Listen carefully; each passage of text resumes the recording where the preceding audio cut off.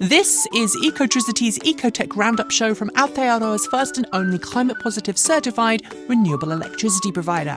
We only source from wind, hydro and solar, and we are the leading supplier of electricity to EVs in Aotearoa. Search today at ecotricity.co.nz. Welcome back to another roundup of news from the world of clean cars and green energy. Thanks for joining me. Today, we are sadly starting the show with some sad, if inevitable news. EV startup Fisker has officially filed for Chapter 11 bankruptcy protection in the USA. Fisker's official press release tries to paint a picture of confidence about its future, stating that a sale of its assets under Chapter 11 is, quote, the most viable path forward for the company, end quote. It blames market and macroeconomic headwinds for its financial woes and says that it currently plans to continue to pay staff and fund customer programs. While it states its Chapter 11 filing doesn't affect Fisker subsidiaries outside of the US, we'd be remiss for not noting that Magna Steyr, its contract manufacturing partner, has halted all Fisker production and is scrambling to make up more than $400 million in lost revenue it was expecting from Fisker. The Mexican factory where GM makes the Chevrolet Equinox is likely to soon start producing the Cadillac Optiq too, according to a report from Cluster Industrial. A jointly owned SAIC and GM facility in Shanghai is already making Optiq for the Chinese market, but in order to circumvent tariffs and qualify for US federal tax incentives, a North American production facility is essential for US-sold Optiqs. Cadillac recently confirmed the vehicle will be sold in Europe as part of the brand's reintroduction efforts there, and while it's not yet confirmed for any right-hand drive markets, it's worth noting that Cadillac already sells its larger sibling, the Lyriq, in both Australia and Aotearoa, so I'd suggest a right-hand drive Optiq isn't out of the question yet. It isn't just GM showing interest in making another EV in Mexico. According to reporting from Korea's Business Post, Kia is also looking to Mexico for its EV3 production. While GM has a Chinese production facility, Kia already has a production facility in Korea for the Asian market. But the EV3, which could sell for under $30,000 if it qualifies for incentives, could be a great opportunity for Kia to capture the entry-level compact EV market, a market which traditionally hasn't been well served in the US. And while some of you have rightly pointed out that for many, even $25,000 isn't affordable, it's a big step in the right direction, especially when we consider the disproportionate number of new EVs priced at the top of the marketplace. While EV owners in most parts of the world have been able to use Tesla superchargers for a long time, because everyone, including Tesla, uses the same charger inlet, the CCS Type 2, the transition from CCS Type 1 to NACS in North America is happening at a glacial rate. So far, Ford and Rivian owners can make use of Tesla V3 and newer superchargers with a special NACS to CCS Type 1 adapter, but EVs from other brands, including GM, haven't been granted access, despite Tesla promising spring 2024. But as Inside EVs this week said, the next batch of EVs to be granted will happen soon, quoting sources within GM who say it already has adapters ready and software programmed. Those insiders also, however, painted a picture of poor communication between Tesla and companies looking for NACS supercharger access. Watch this space. If you grew up in Europe in the 1980s or 1990s, you might remember the Fiat Panda as a small, versatile, go-anywhere budget car that was, for a while, even available as an off-road all-wheel drive demon.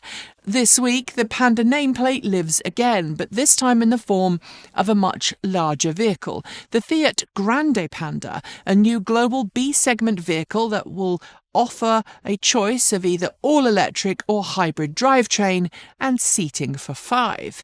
It's built on the same CMP compact platform as the Citroën EC3, which, while we don't have official specs from Fiat, means we could expect about an 83 kilowatt motor and a 44 kilowatt hour LFP battery pack. On paper, this should mean that the Fiat Grande Panda EV will be another more affordable EV option. Ultium Cells, the battery manufacturing collaboration between GM and LG Energy Solutions, has announced the official ratification of its first contract with United Auto Workers, the first battery production facility in the US to become a fully unionized facility. Workers at the Warren, Ohio facility will see dramatically improved pay and work conditions as a consequence of unionization, which 98% of employees at the facility voted in favor of. The contract went into effect on Monday and ensures that workers are paid a fair salary for their time at work, gives them overtime at time and a half for 11th and 12 hours in any given shift, and also increases mandated break times during a standard work shift. This should reduce fatigue-caused errors on the production line and improve worker productivity.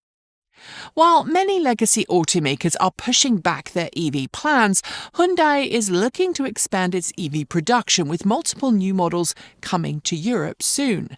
That's according to the CEO of Hyundai Motor Europe, who spoke at the Automotive News Europe Congress this week.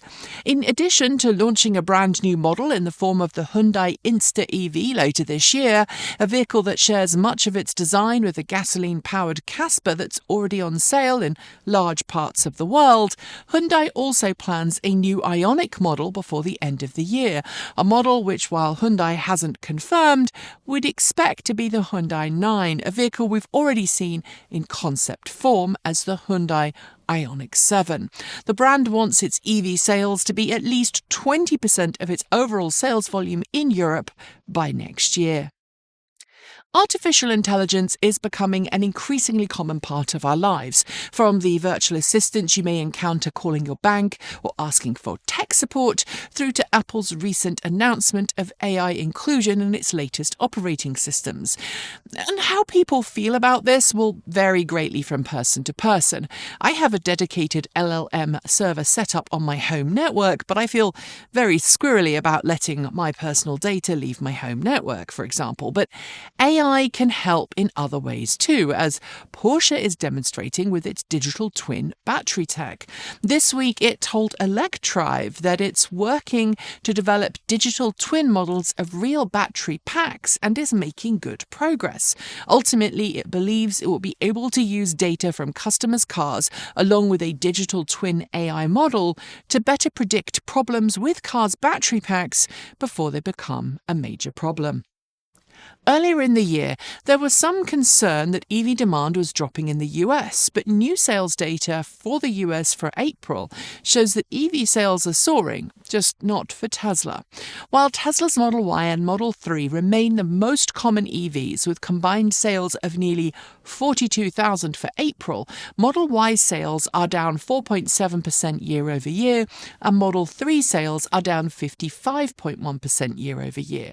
Meanwhile, Ford's Mustang Mach-E soared by 287% in third place, and Toyota's BZ4X soared to 646% of its sales volume last year. The Hyundai IONIQ 5, Rivian R1S, and Ford F-150 Lightning all experienced double to triple-digit growth, as did the Kia EV6. The only Tesla model to increase based on last year? Interestingly, the Tesla Model X. The path to a more sustainable and equitable future relies on us not only making our transportation more sustainable, but also decentralizing and democratizing energy generation. At the heart of that is, of course, photovoltaic solar panels, and this week, UK solar energy specialists Oxford PV debuted their newest residential solar module that breaks all records when it comes to efficiency. Made using perovskite on silicon technology, The 60-cell module can turn 26.9% of the solar energy hitting it into electrical energy. Weighing just under 25 kilograms, 55 pounds, its 1.6 square metre, that's 17 square foot size, makes it ideal for domestic applications where roof size often makes it difficult for larger commercial-style panels to be installed. Oxford PV aims to scale up manufacturing for the panel over the next few years, and I'm super excited to see what happens. Before we get to the last two stories, I have a question.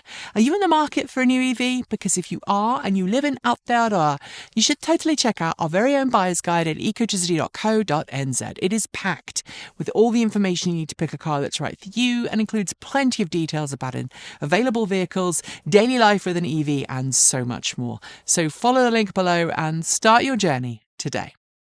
I'm sure by now you're familiar with Chinese automotive brands NIO and XPeng, both of which we've covered a fair amount on this show.